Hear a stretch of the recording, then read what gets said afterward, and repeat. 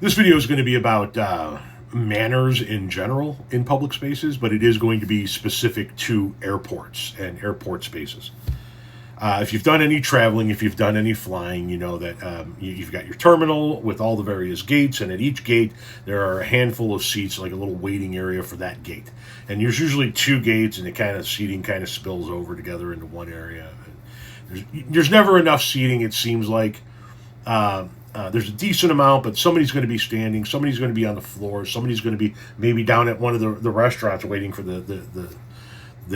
that flight to be called because there just isn't enough seating. But there's a general rule, and that rule is if you're sitting down in one of those areas, you take a seat. You don't take seats for yourself. If you're with two or three people, then you take two or three seats if they're available and you can. But when you sit down in your seat, and your carry-on goes in front of you with your backpack on it, or your backpack goes in front of you. Whatever the case, you do not sit down and then take up the seat next to you with your backpack and your shit and refuse to move. Refuse to give it up to somebody that needs to sit down, wants to sit down in that waiting area. This woman is videoed doing that very thing, taking up multiple seats, refusing to let people sit in that area because she wants it for her backpack, until a gentleman comes up and relocates her backpack for her. Well, what's wrong with you?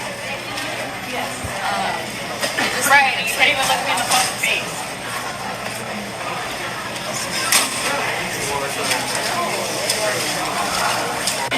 She's telling another person they can't sit down. She's got two seats to herself. She just yelled at that guy for asking her.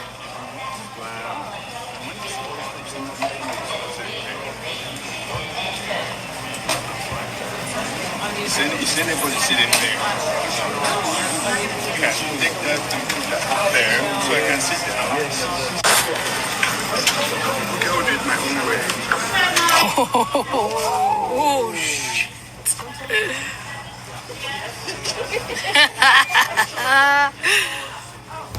Yeah.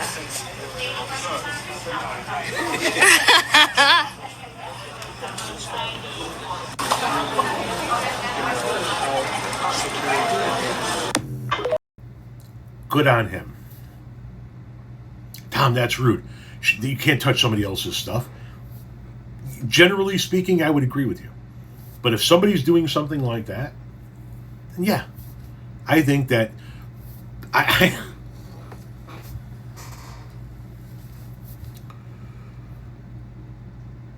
I'm not saying we need to go all the way back. That's not what I'm saying. But hear me out. I come from a generation where if you acted a fool in the neighborhood, one of the neighbors corrected you. If you acted a fool somewhere up and down your block, every single parent on that block had the authority to put you in your place and bring you home to your mom and dad. In my case, my mom. By the year. You know what this kid's been doing?